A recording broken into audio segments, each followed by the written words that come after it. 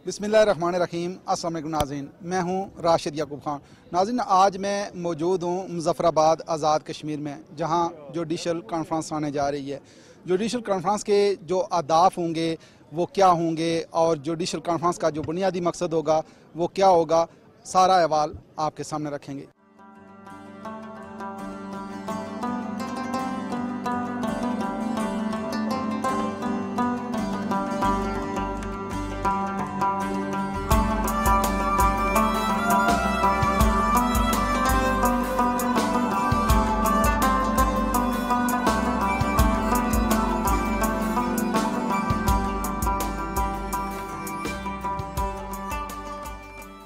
नाज़रीन, बात हो रही है जुडिशल कॉन्फ्रेंस के शुरका से और मेरे साथ इस वक्त मौजूद हैं मेंबर बार काउंसिल आज़ाद जम्मू कश्मीर सरदार निसार अहमद ख़ान एडवोकेट, और उनके साथ हैं सरदार ज़हीर अहमद ख़ान जो सदर हैं बार एसोसिएशन सुदनूती के। आप दोनों को खुश आमदीद। और क्या कहते हैं कि निसार साहब के जो ये जुडिशल कॉन्फ्रेंस हुई है, जो अहदाफ मुकर्रर किए गए थे पिछले साल, आप क्या समझते हैं कि कितने पूरे हुए और नई उम्मीदें आप क्या रखते हैं? मैं समझता हूँ कि पिछले जो जुडिशल कॉन्फ्रेंस 2023 में जो अहदाफ कर हुए उनमें से 95% अहदाफ मुकम्मल कर लिए गए इन्होंने, चूँकि 2018 से पहले जितने मुकदमा थे लोग जुडिशली में या हाई कोर्ट तक वो सारे फैसले हो गए। आइंदा भी मुझे उम्मीद है कि चीफ जस्टिस जो मौजूदा चीफ जस्टिस हैं उनकी सरबराही में जो अहदाफ आज मुकर्रर किए गए हैं वो भी दिसंबर 24 तक मुकम्मल हो जाएंगे इंशाअल्लाह। सही बात है, लेकिन ज़हीर साहब आप क्या कहते हैं कि आप कितना पुरुमीद हैं और आपको कितना हौसला मिला है कि जो इंसाफ की फराहमी में जो तेज़ी आई है? जो मौजूदा चीफ जस्टिस अदालतुल आलिया हैं, ये एक इनिशिएटिव पर्सन है और इन्होंने 2 साल से ज़्यादा टाइम हुआ है और इन्होंने बिल्कुल मुर्दा केसेस और एक डेड सिस्टम को जिस तरह ऑन किया, मैं उससे पूरी उम्मीद हूँ कि वकला बरादरी और चीफ जस्टिस साहब मिल के ये 5 सालों में सिविल कोर्ट से सुप्रीम कोर्ट तक फैसला होना चाहिए, न कि 5 साल में एक कोर्ट से।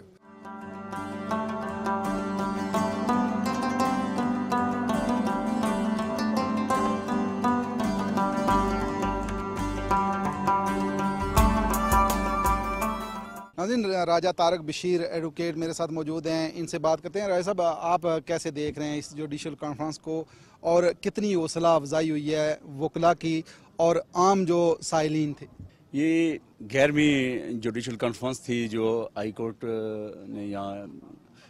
मुनक़्क़द हुई हाई कोर्ट के प्लेटफॉर्म से। तो इसका जो अनवान था अदलिया, अकम्मत, वकला और अहले मुकदमा जो हैं उनका किरदार के हवाले से, तो ये खुद एहतसाबी का एक अमल है जो हाई कोर्ट ने इस अरसा में जो केसेस निपटाए, अभी वो पूरी उन्होंने प्रोजेक्ट मीडिया के जरिए वो पूरी रिपोर्ट भी पेश की कि 5 साल से ज़ायद कोई 20 एक मुकदमात रह गए हैं जो 5 साल के ज़ायद अरसा के हैं। 2018 के मुकदमात उन्होंने निपटाए, हज़ारों के हिसाब से मुकदमात के जो फैसले हुए, जो लोअर जुडिशरी है उन्होंने भी अपना किरदार अदा किया। हाई कोर्ट की जुडिशरी ने जो लाए अमल नीचे दिया था उसके मुताबिक जो है लोअर जुडिशरी भी उस पर पूरी उतरी। और बिलखसूस मैं मुबारकबाद पेश करता हूँ चीफ जस्टिस हाई कोर्ट को और उनकी पूरी टीम को, जो हाई कोर्ट के जजेस साहिबान हैं। ये उन्होंने खुद भी कहा है कि टीम वर्क है, अकेला आदमी कुछ नहीं कर सकता, ये पूरा जो टीम वर्क है उन्होंने कर दिखाया। जो पिछली जुडिशल कॉन्फ्रेंस में उन्होंने जो अहदाफ मुकर्रर किए थे तो उस पर वो पूरा उतरे।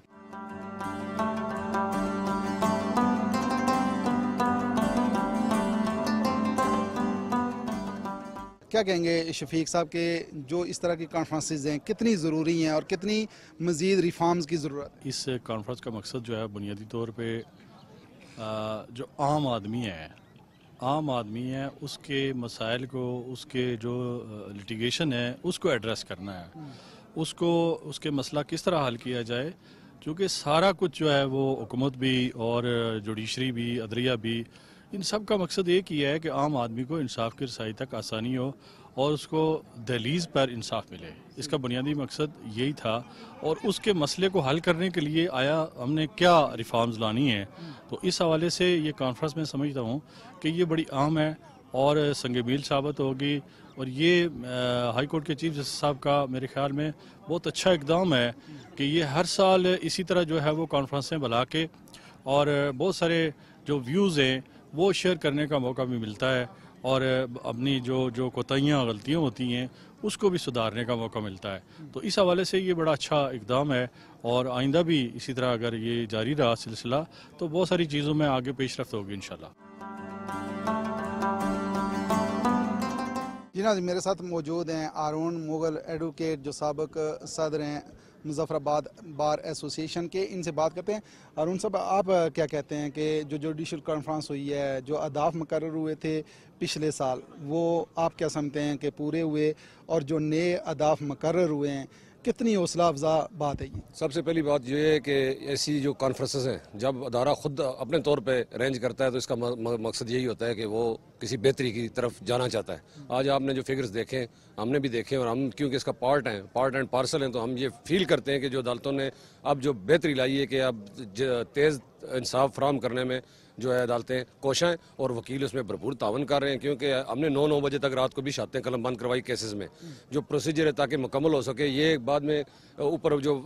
सुप्रीम कोर्ट और हाई कोर्ट में ये जाके कोई क्लाइंट या कोई लिटिगेंट ये ना कह सके कि जी ये हुआ कि हमें शहादत कलम बंद करने का मौका नहीं दिया गया। उसमें वकला ने भी भरपूर तावन किया। आप देखें कि जिस स्पीडी अब इस वक्त हाई कोर्ट में और जो आज और ज़िली अदालतों में कोई 2019 से नीचे का केस मौजूद नहीं रहा। जो चलता था ना कि पोता और दादे की बात चलती थी कि दादा केस करता है तो पोता उसका जो फैसला सुनता है, वो ख़त्म हो गया अल्हम्दुलिल्लाह। आज़ाद कश्मीर क्योंकि छोटी सी रियासत है और इतना बड़ा सेटअप जब अदालती मौजूद है तो उसके मुताबिक इंसाफ भी वहाँ फराम होना चाहिए। तो इंशाअल्लाह मुझे लगता है कि अगले साल इससे भी बेहतरी होगी, मज़ीद बेहतरी होगी। क्योंकि जब मैं 2010 में प्रेसिडेंट हाई कोर्ट बार था, पिछली दफ़ा जुडिशल कॉन्फ्रेंस हुई थी 10वीं जुडिशल कॉन्फ्रेंस, उसमें जब जो अहदाफ सेट किए गए थे तो मुझे तो ये लगता है और अब वकला को अमूमन भी ये लगता है कि ये तमाम अहदाफ अपने बहुत अच्छी तरीके से हाई कोर्ट ने और जो ज़िली इंतज़ामिया ज़िली अदालतें उन्होंने मुकम्मल किए।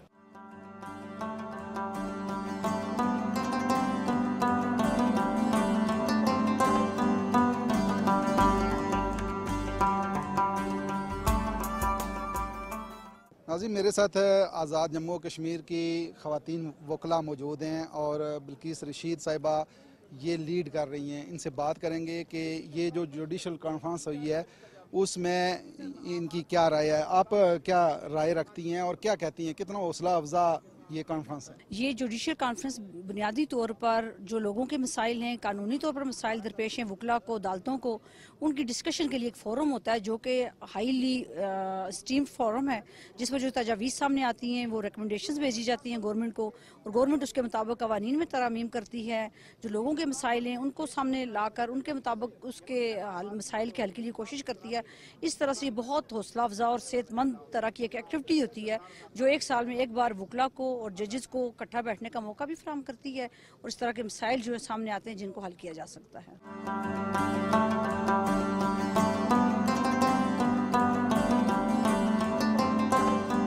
राय साहब क्या कहते हैं कि जो जुडिशल कॉन्फ्रेंस हुई है, जिस तरीके से बात हुई है, खुल के वकला की तरफ से भी आपने नुमाइंदगी की है और जिस तरह जजेस ने एक ऐलान किया है कि हम तेज़ इंसाफ करेंगे और 2023 में जो अहदाफ मुकर्रर हुए थे वो पूरे हो चुके हैं, आप क्या कहते हैं, कितना सेटिस्फाई है? जी, मैं मुतमईन हूँ आज की कॉन्फ्रेंस से। जो हमारा पॉइंट ऑफ व्यू था, जो डिले है उसके जो काजीज़ हैं वो हमने खुल के बयान किए और इस कमिटमेंट के साथ कि जो चीज़ें हमारे ज़िम्मे लगती हैं इंशाल्लाह वकला उसकी कोशिश करेंगे उनको कर्ब करें और आने वाले साल में जो जिन जिन की चीज़ों की निशानदेही की है, बिलखुसूस जो क्रिमिनल हमारा एडमिनिस्ट्रेशन ऑफ जस्टिस सिस्टम है उसकी जो निशानदेही की गई है, उम्मीद है कि जो मुतलका अदारे हैं, हुकूमत है, पुलिस के जो अदारे हैं, वो इन चीज़ों का नोटिस लेके लोगों को जो उनके राइट्स हैं, जो उनके इंसाफ के लिए जो वो धक्के खाते हैं, उनको जल्द इंसाफ फराहमी के लिए इक़दाम उठाएंगे। जी नाज़रीन, मेरे साथ मौजूद हैं चीफ जस्टिस अदालत आलिया जनाब जस्टिस सदाकत हुसैन राजा साहब। इनसे बात करते हैं। सदाकत साहब क्या कहते हैं कि जो जुडिशल कॉन्फ्रेंस आप के ज़ेर सरपरस्ती मुनक्कद हुई है, इस जुडिशल कॉन्फ्रेंस का जो बुनियादी मकसद था वो क्या था और जो अहदाफ पिछले साल आपने मुकर्रर किए थे क्या वो पूरे हो गए? सरदार साहब, बुनियादी तौर पर जुडिशल कॉन्फ्रेंस का मकसद खुद एहतसाबी है और अपने आप को जो लोगों के सामने पेश करना है कि हमने एक साल में जिसका जो हमारा काम था उसमें क्या कामयाबी हुई क्या नहीं हुई। और अल्हम्दुलिल्लाह अभी आपके सामने आई सूरत हाल के सिर्फ 21 केस बाकी रह गए, और उनमें भी प्रैक्टिकली ये बात थी कि वो जो टेक्निकल वजूहत हैं, कहीं किसी की तामील नहीं थी, कहीं कोई फौत हो गया, उसके औलाद को आगे फ्रीक बनाना था, ऐसे केसेस रह गए। हमारे पास पूरे आज़ाद कश्मीर में इस वक्त मर्डर केस 2 हैं जिनकी उम्र 5 साल है पूरे आज़ाद कश्मीर में। वो कहीं शायद ये आपको साउथ एशिया में ऐसी जगह सूरत हाल नज़र ना आए,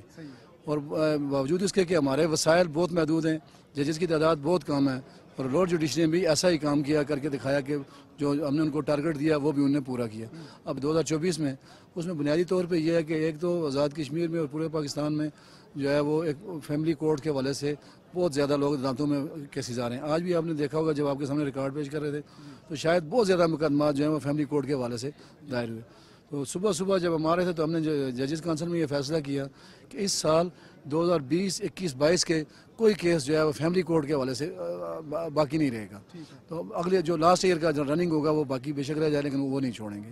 तो कोशिश कर रहे हैं कि जिस काम के लिए हम बैठे हुए हैं वो करके दिखाएं। बाकी अपने आप को अब दूसरा साल है आपके सामने पेश कर रहे हैं, तो अगले साल भी अगर अल्लाह ने ज़िंदगी दी और मौका दिया तो फिर अपने आप पेश करेंगे, और बेहतरीन जो है हमारी कारकर्दगी के बेहतरीन जज लोग हैं और आप हैं, आप बता सकते हैं कि क्या। दूसरा ये है कि हमने कोई ज़बानी फिगर्स नहीं बताए।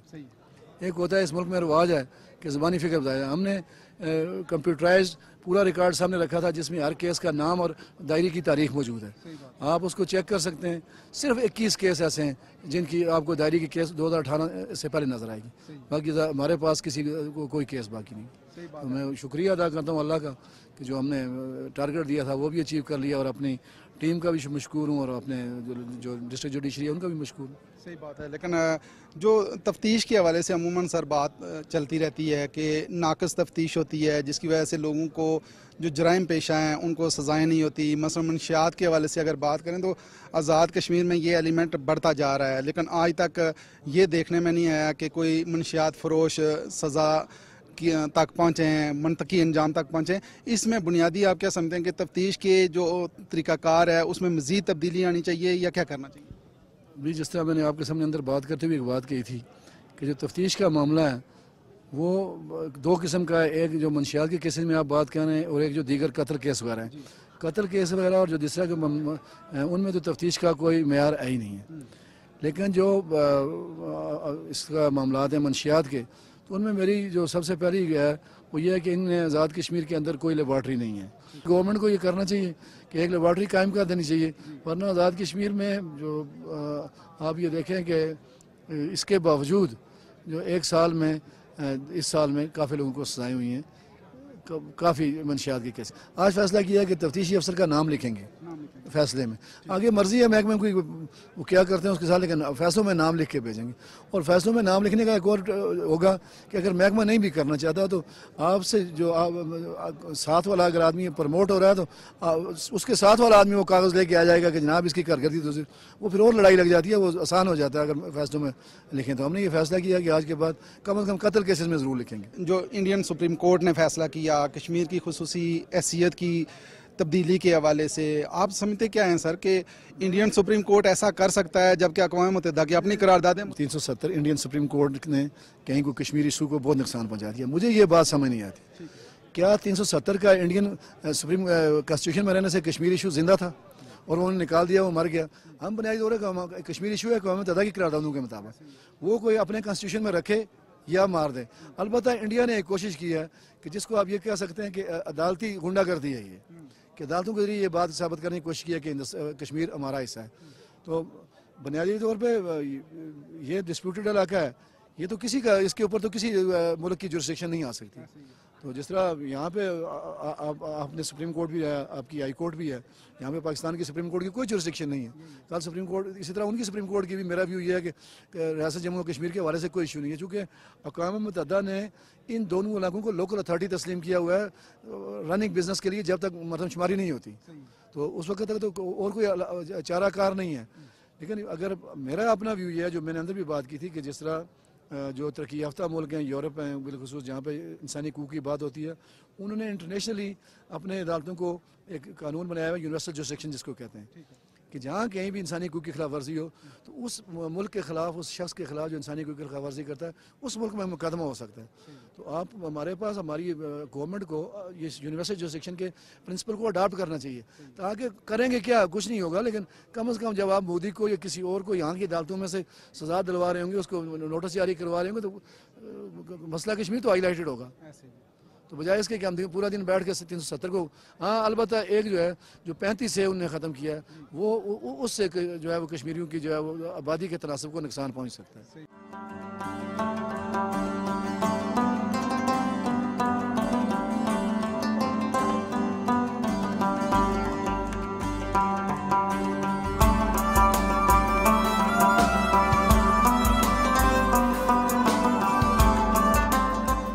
जी नाज़रीन, आज़ाद कश्मीर में 11वीं जुडिशल कॉन्फ्रेंस के शुरका से गुफ्तगू हमारी जारी है। वज़ीर कानून आज़ाद जम्मू कश्मीर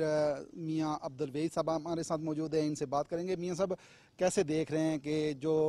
11वीं जुडिशल कॉन्फ्रेंस हुई है, जो अहदाफ मुकर्रर किए गए थे पिछले साल, आप क्या समझते हैं कि कितना ये ज़बरदस्त इक़दाम है? आज 11वीं जुडिशल कॉन्फ्रेंस जो है उसमें शिरकत का मौका मिला, और जो एदाद व शुमार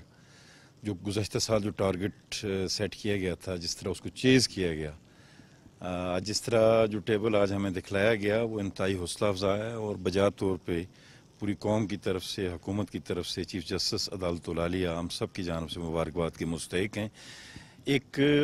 उमूमन कहा जाता है कि जस्टिस डिलेड जस्टिस डिनाइड, कि इंसाफ में ताख़ीर जो है नाइंसाफ़ी के मुतरादिफ है। तो जिस अंदाज में आज हमें जो एदाद शुमार दिखाए गए वो इंतहाई हौसला अफ़ज़ा हैं, और मैं हुकूमत की तरफ से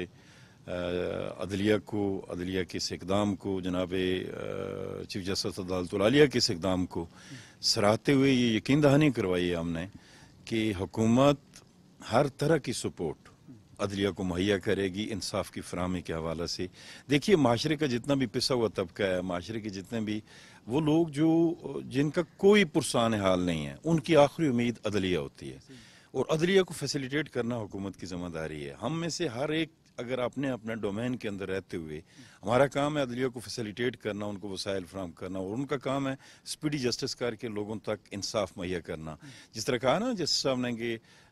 जो बेटियां होती हैं उनके सरों में चांदी आने से पहले अगर फैसले हो जाएं, और कुछ लोगों की ख्वाहिश होती है कि चांदी आएगी बाल सफ़ेद होंगे, एक लिटिगेशन के एक बड़ा शैतान की आंत की तरह लंबा होता जाता जो सिलसिला था, उसको करटेल किया है, और जो अदाद शुमार आज हमें दिखाए गए हैं वो इंतहाई हौसला अफ़ज़ा हैं। उसके लिए हम अपनी जुडिशरी को सलूट करते हैं।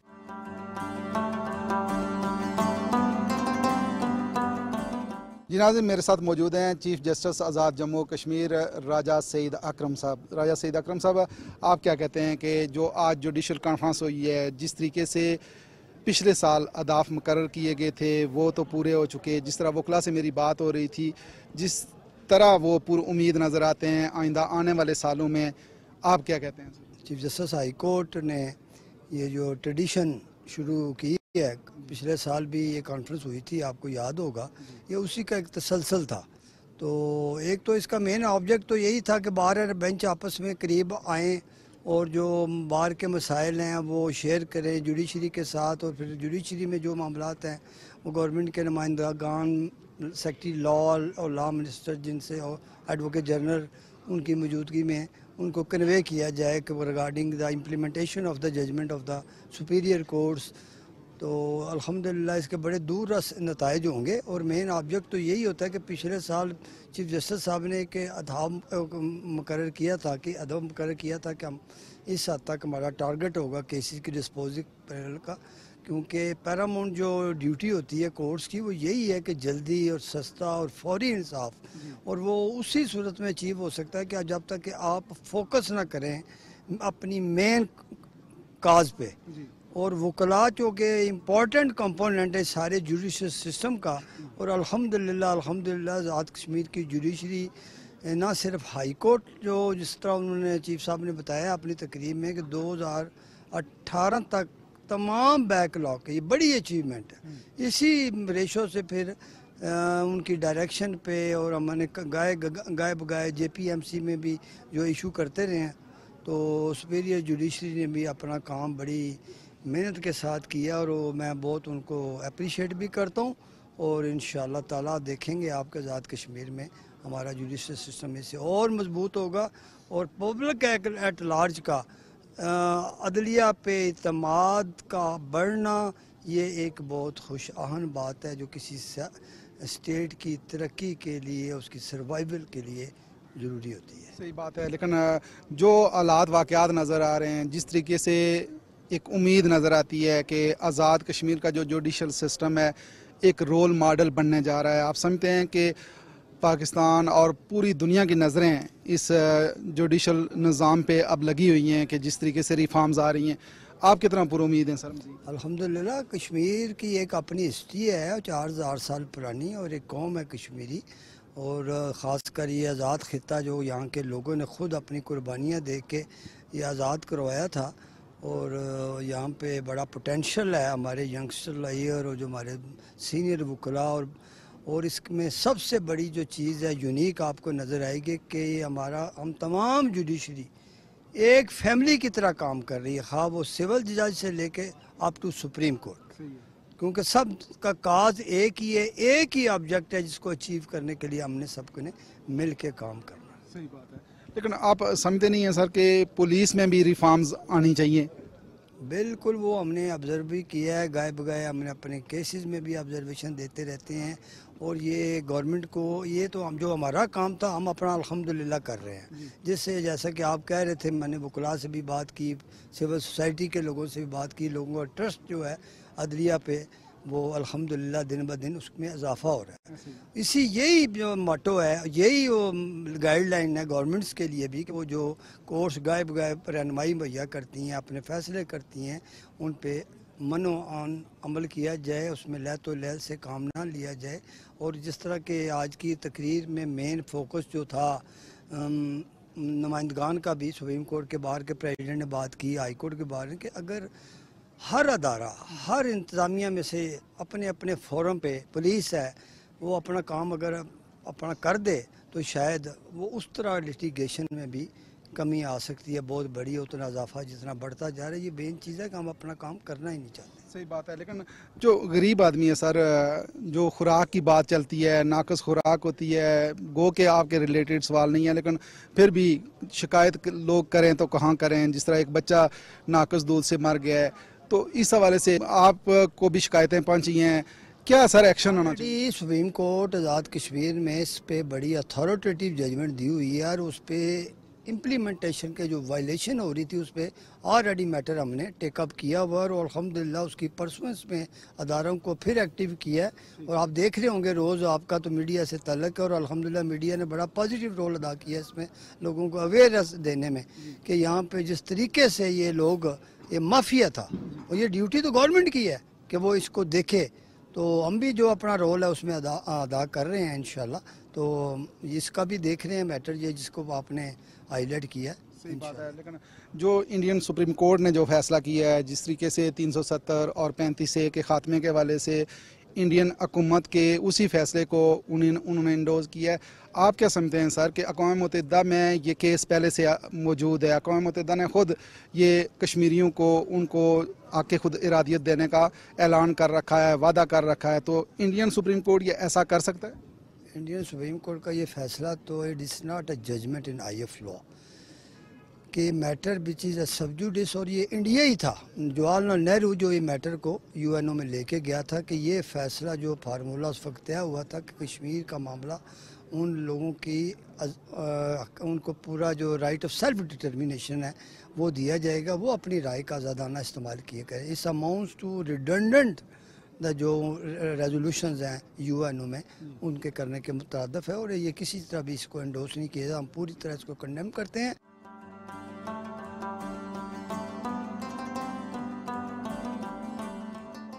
जी नाज़रीन, आज की जुडिशल कॉन्फ्रेंस इस बात की गमाज़ी करती है कि आइंदा आने वाले दिनों में आज़ाद कश्मीर में बसने वाले शहरियों को फौरी और सस्ता इंसाफ मुहैया होगा। इसी के साथ ही राशिद याकूब खान को मुज़फ़्फ़राबाद आज़ाद कश्मीर से दीजिए इजाज़त। अल्लाह ने के बाद।